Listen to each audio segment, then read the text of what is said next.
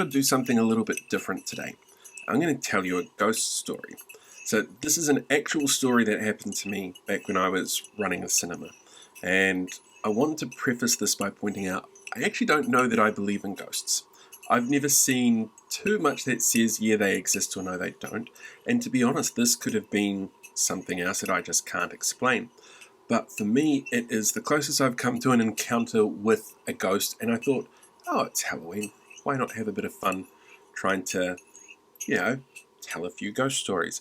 And I would absolutely love to hear your ghost stories. So feel free, if you've got a really cool one or a creepy one or anything like that, just stick it in the comments section down below, because it would be awesome. And it's October, so we might as well share some scary stuff. So let me just point out what it's like when you start working in a movie theatre, or when you run a movie theatre. People often think of it as like a big place with lots of people because you're there watching movies and it's a shared experience. But when you first get in there at the beginning of the day, it's completely different. The place is pitch black and there's no sound because a whole cinema is designed to be completely silent to the outside, so you can't have any interruptions to the movies that you're watching.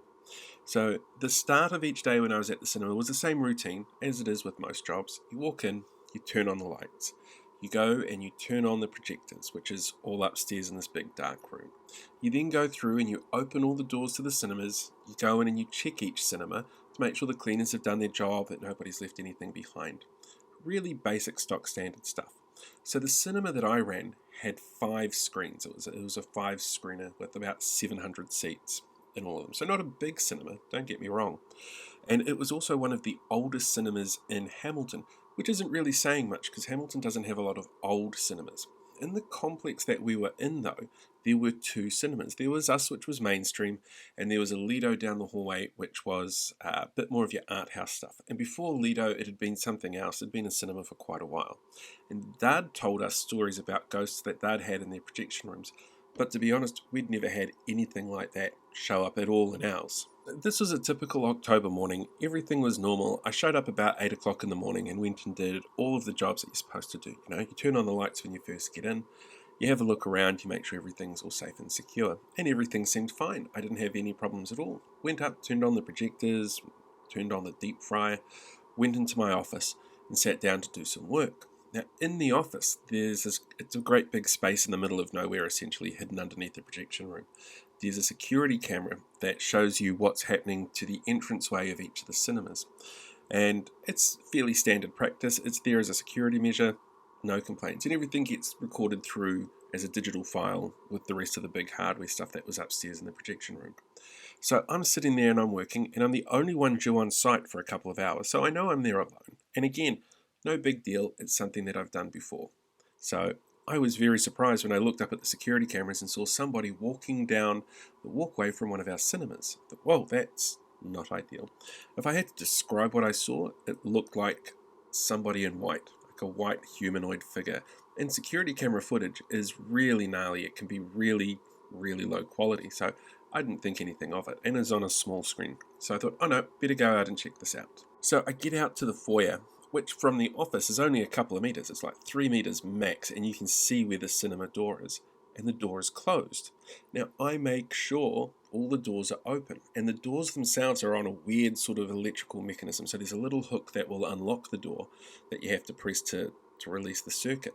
But it's all designed to work as part of the plan for how a movie works. Your lights go down, your doors shut, and it keeps the room nice and sealed. So to have a door shut by itself is a really unusual thing. I thought, well, that's not right. I know I opened the door. It was open when I had a look at the security footage before when I saw the figure. Had a look around, I couldn't see anything. Grabbed a torch and went into the cinema itself. Up and down every aisle. Everything was fine. There was nothing there. I thought, well, that's really strange. It was a little cold in there, but to be honest, with the aircon in cinemas, it's always hard to get it absolutely perfect anyway, so I didn't think anything of it. But okay, cool. Something must have gone wrong with the system. Went back to my office. Everything was fine. I thought everything was fine. So soon I look up at the camera again, and there's another figure walking down the walkway from the cinema out into the foyer. And again, I'm going, okay, this isn't right. Up, grab my torch, straight out there, no hesitation. Because if there's somebody in the cinema when everything's locked, that's a really bad sign. You don't know who else could get in or what's going on. Get out there and the door is shut again. Remember, these are big, heavy doors on hydraulics. They take their time to shut.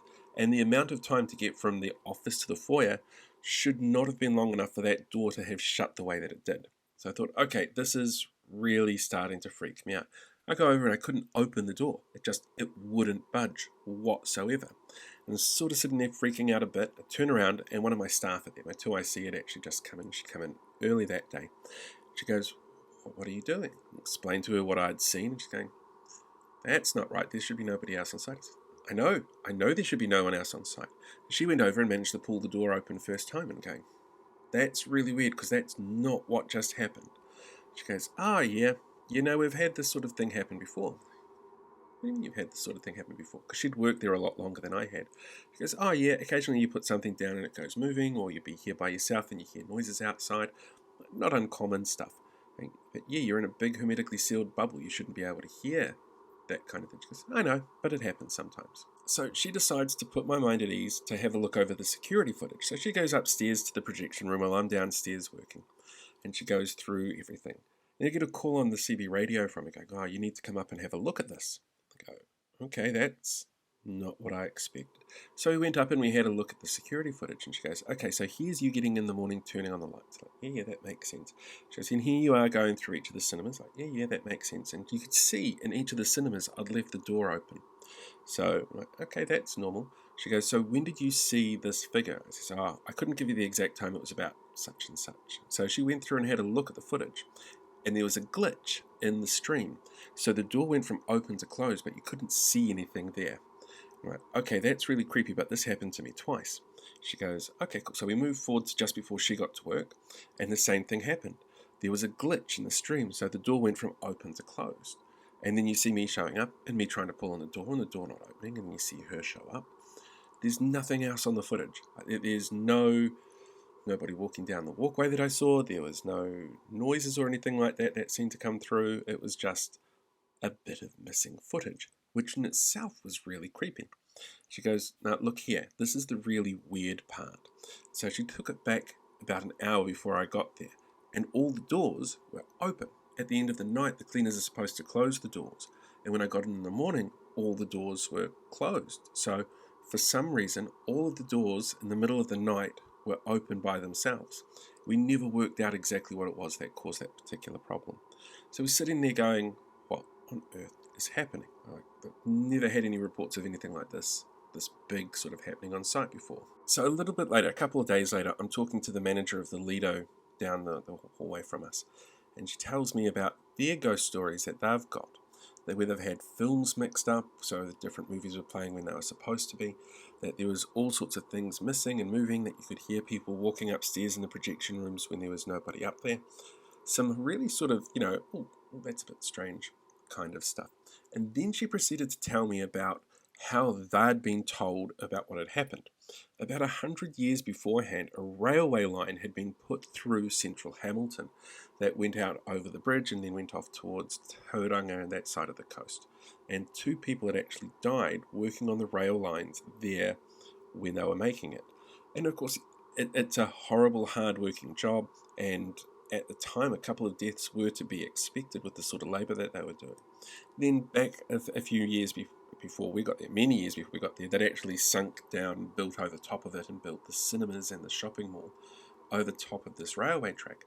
And ever since then, there'd been stories from a whole bunch of the stores and a whole bunch of the businesses that were on the top floor of this mall that things were going missing, that things were disappearing, that you were hearing voices, that you'd see things, and it was really kind of creepy because I'd never come across it before, never at all.